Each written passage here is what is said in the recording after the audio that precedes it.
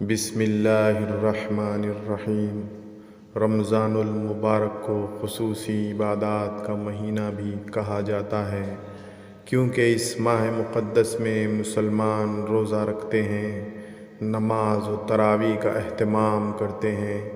زکوٰۃ دیتے ہیں اور ایک دوسرے کے ساتھ مہربانی سے پیش آتے ہیں۔ رمضان میں روزہ رکھنے کا مطلب صرف بھوکا پیاسا رہنا نہیں، بلکہ سارا دن بھوکے رہ کر عبادت کرنا اور اپنے روزمرہ کے معاملات کو خوش اسلوبی سے انجام دینا اس کا اصل مقصد ہے، تاکہ اس سے ان غریب اور نادار لوگوں کی بھوک پیاس کا احساس ہو سکے جو غربت کی لکیر سے نیچے زندگی گزار رہے ہیں اور جنہیں 2 وقت کی روٹی بھی دستیاب نہیں ہے۔ ایک طرف تو روزہ ہمیں دوسروں کی بھوک پیاس کا احساس کرواتا ہے اور دوسروں کا خیال رکھنے کا درس دیتا ہے، تو دوسری جانب طبعی سائنس کہتی ہے کہ روزہ رکھنے سے انسانی جسم میں حیرت انگیز اور خوشگوار تبدیلیاں آتی ہیں جو اسے دیر پا فائدہ پہنچاتی ہیں۔ آئیے اس پر ایک نظر ڈالتے ہیں کہ میڈیکل سائنس روزہ رکھنے کے کیا فائدے بتاتی ہے۔ جسم سے زہریلے مادوں کا اخراج ہوتا ہے، غذا کا کام دینے والے اجزاء کا انصاف شروع ہو جاتا ہے،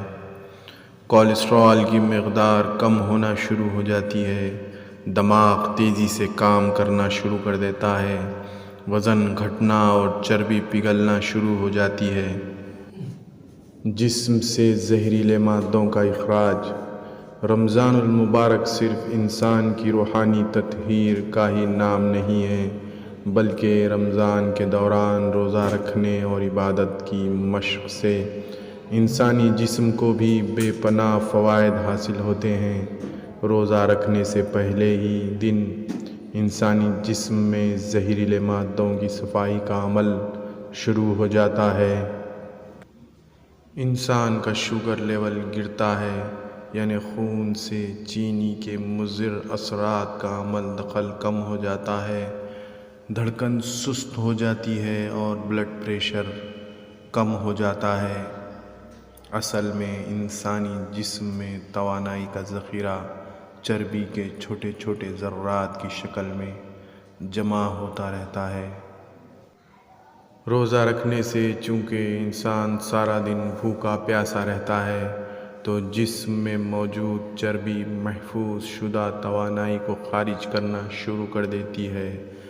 اور پہلے مرحلے میں گلوکوز میں تبدیلی ہو جاتی ہے، اور یہی گلوکوز جسم کو توانائی فراہم کرتا ہے۔ غذا کا کام دینے والے اجزاء کا انتظام۔ روزہ رکھ کر جب ایک انسان 10 سے 12 گھنٹے بھوکا رہتا ہے تو سال بھر مصروف رہنے والا اس کا نظام ہضم رخصت مناتا ہے، جس کی اسے اشد ضرورت تھی۔ خون میں موجود سفید ذرات کی کارکردگی اور جسم کی قوت مدافعت میں اضافہ شروع ہو جاتا ہے، فاسد مادے خارج ہونے لگتے ہیں، نظام ہضم پہلے سے بہتر انداز میں کام کرنے لگتا ہے،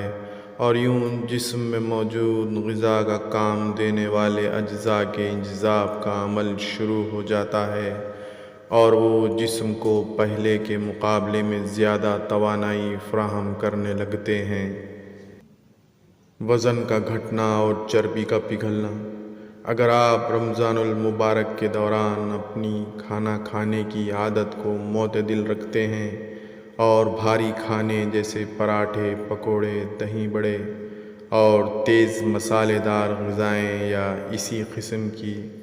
دیگر کھانے سے گریز کرتے ہیں، تو کوئی شک نہیں کہ اس رمضان میں آپ بہت آسانی سے اپنا وزن گھٹانے میں کامیاب ہو سکتے ہیں۔ ہم آپ کو بتا چکے ہیں کہ رمضان میں روزہ رکھنے سے انسانی جسم میں موجود اضافی چربی کے ذرات پگھلنا شروع ہو جاتے ہیں، اور یہی چربی گھل کر جسم کو توانائی کی فراہمی کا ذریعہ بنتی ہے۔ یوں چربی کھلنے سے آپ کا وزن بھی کم ہو جاتا ہے اور جسم کو کسی قسم کی کمزوری یا تھکان بھی محسوس نہیں ہوتی۔ کولیسٹرول لیول میں کمی۔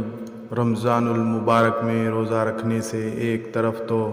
آپ کو وزن میں کمی کرنے میں کامیابی حاصل ہوتی ہے، تو دوسری جانب جسم میں آنے والی دیگر مثبت تبدیلیوں میں کولیسٹرول لیول میں کمی بھی شامل ہے۔ اس سے آپ خود کو پہلے سے توانا اور دماغی طور پر چست اور ہلکا پھلکا محسوس کرتے ہیں، اس لیے کہ اب آپ کا جسم اپنے دفاع کے لیے پہلے سے زیادہ فعال اور مضبوط ہو چکا ہے۔ UAE میں امراض قلب کے ماہرین کی ایک ٹیم نے ایک مطالعے سے یہ نتیجہ اخذ کیا کہ رمضان میں روزہ رکھنے والے افراد میں چربی بننے کا عمل کم ہو جاتا ہے، جس کے نتیجے میں کولیسٹرول کا لیول بھی نیچے آ جاتا ہے، جس سے دل کے دورے اور دل کی دیگر بیماریوں کا خدشہ انتہائی کم ہو جاتا ہے۔ ذہنی صلاحیت اور کارکردگی میں اضافہ۔ ماہ سیام کے دوران روزہ رکھنے اور عبادت کرنے سے ایک طرف تو آپ کی روح کی صفائی ہو رہی ہوتی ہے اور دوسری طرف آپ کے جسم کے اندر بھی بہت ساری مثبت تبدیلیاں آ رہی ہوتی ہیں۔ ان سب سے ہٹ کر آپ کے دماغ کی کارکردگی اور صلاحیت بہت تیزی سے بڑھ رہی ہوتی ہے۔ امریکہ میں ہونے والی ایک تحقیق کے مطابق روزے میں انسان بھوکا رہتا ہے تو اس دوران اس کا بدن ایسے خلیات پیدا کر رہا ہوتا ہے جو خاص طور پر انسان کی ذہنی کارکردگی سے تعلق رکھتے ہیں۔ یوں یہ نئے بننے والے خلیات سیدھے اس کے دماغ میں پہنچتے ہیں اور تناؤ میں کمی لا کر انسان کی ذہنی کارکردگی کو کئی گنا بڑھا دیتے ہیں،